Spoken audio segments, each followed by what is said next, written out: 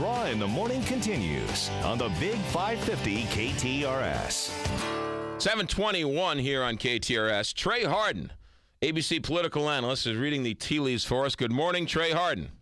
Good morning, McGraw. I missed you last week. Sorry about that, but good to be back with you here. I was a little under the weather, still croaking through it, so thanks for thinking of me.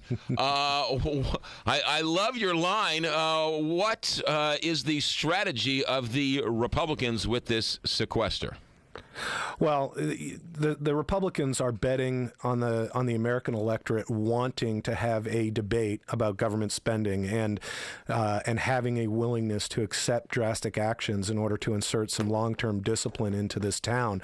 The president's betting on the American electorate blaming Republicans for this sequestration and not supporting some mandate he feels like he supposedly earned from the election. So both sides have placed their bets. I think the Republicans have a sounder strategy here because I think that the American people are ready for that debate. They're just, I think the American people are like, why should we as taxpayers be the first option that the Congress and the White House goes to for solving this problem before looking at wasteful government spending? All right, Trey, while that's a pretty good line, Republicans have blamed Obama for sequestration. If you're a Republican, you're getting across-the-board cuts. You've been running on this for 20 years.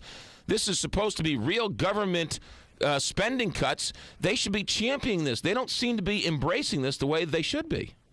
No, I actually think that they are embracing it. I think they're just blaming the president for traveling around and using scare tactics and blaming them as opposed to sitting down and trying to solve the real problems. I truly, and I've talked to a lot of Republicans in town here, they are completely ready and happy with this strategy of sequestration. They think it's the type of medicine that this town and this country needs right now in order to deal with the longer-term issue of entitlements and government spending. All right, let's talk about entitlements. President Obama, Democratic president, is supposedly offering them entitlement reform, which has been their golden ring for years. So if they can get a Democratic government to get some type of entitlement reform on the table, isn't it worth it? And aren't they going to get a better deal today than they are down the line? No, I don't think that they are. I mean, it's that old saying of fool me once, shame on you, fool me twice, shame on me. I mean, I think that John Boehner, the Speaker of the House, and the Republicans, feel like they've cut enough deals with this president and that it's time to stand firm and hold the line on this. And, yes, entitlement reform it has to happen for this, for a solution to take place. But I don't think that they feel like they've seen any credible specifics out of the White House on entitlement reform. But that's the type of debate that they want to have, and that's what they're willing to have at this point. Entitlement reform, if it's the other way around, and even if Republicans own the House and own the Senate and own the White House, the Democrats are going to fight tooth and nail to avoid any type of entitlement reform. So you wouldn't, you wouldn't get it even if there was a Republican in the White House. So you still think there could be entitlement reform down the line that would be better and the Democrats would give more than they're willing to give right now?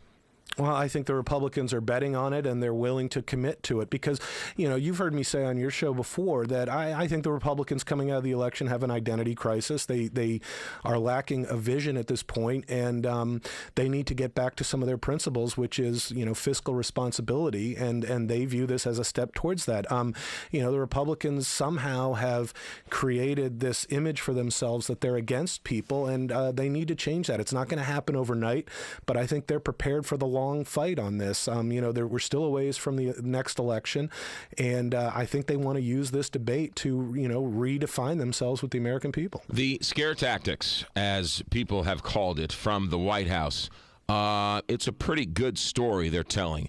Suppliers to Boeing, local companies here are going to be massively hit. Rural airports are going to be closed down. Head Start, all sorts of entitlement programs as well as military spending are going to be, quote-unquote, slashed. you think the Republicans are going to be able to stay strong even when the onslaught really hits? Well, first of all, as we know, fear is a powerful motivator, but unfortunately has become abused as a political strategy, and that this White House and the cabinet going out and scaring folks with different things is an example of that. I mean, I can tell you it is all hogwash. It is not the case. The Pentagon, for example, has been preparing for this day for a long time. We are not going to see food shut down because of the USDA getting rid of inspectors. It's just simply not true, and it doesn't help. It's just, again, another example that this president seems committed to trying to win politically as opposed to preserving some type of legacy for him as someone that was able to bring both sides together and get things done like Bill Clinton did in 1996. Trey Hardin, is these scare tactics just equal to the quote-unquote death panels during the debate on Obamacare? Yes, I mean, it just shows the maturity level of what's going on in this town right now. I mean, it just is dumbfounding that on the eve of sequestration that people are flying around the country trying to scare the American people to convince their members of Congress to cave. It's just it's really unbecoming. How does this play out? Is it just the way it is? This is going to be the rule going forward. 85 billion cuts for this fiscal year, and we just sort of move on and there is no deal to be made, and just we're going to go about business as this is the new financial reality? I think so, and I think the Republicans are prepared to do it. I mean, the Democrats have not given any indication. In fact, I would argue if they have given indications, it's been on the flip side that they want to just continue to spend more money, but they've not given any indication that they are willing to have a reasonable conversation about entitlement reform and looking at specific government spending cuts. So the Republicans just don't.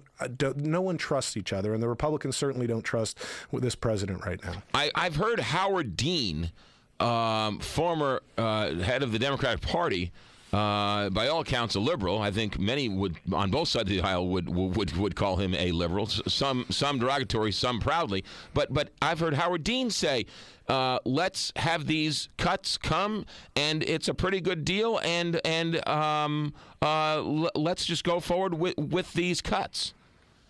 Well, yeah, I mean, you and I've talked about it. The only way you're ever going to produce a solution in this town is if both sides accept that there will be parts of the solution that they'll hate. Last time I checked, that's called compromise. What a novel idea. And I believe the American taxpayers and people, and I think Howard Dean's probably recognizing this, deserve that as opposed to their futures being treated like a roulette wheel. Yeah, interesting. ABC political analyst Trey Hardin, thanks for reading the tea leaves, and we'll talk to you next Tuesday. That's Trey Hardin with ABC News political analyst Trey Hardin. Here joins us every Tuesday here on the Big 550 KTR.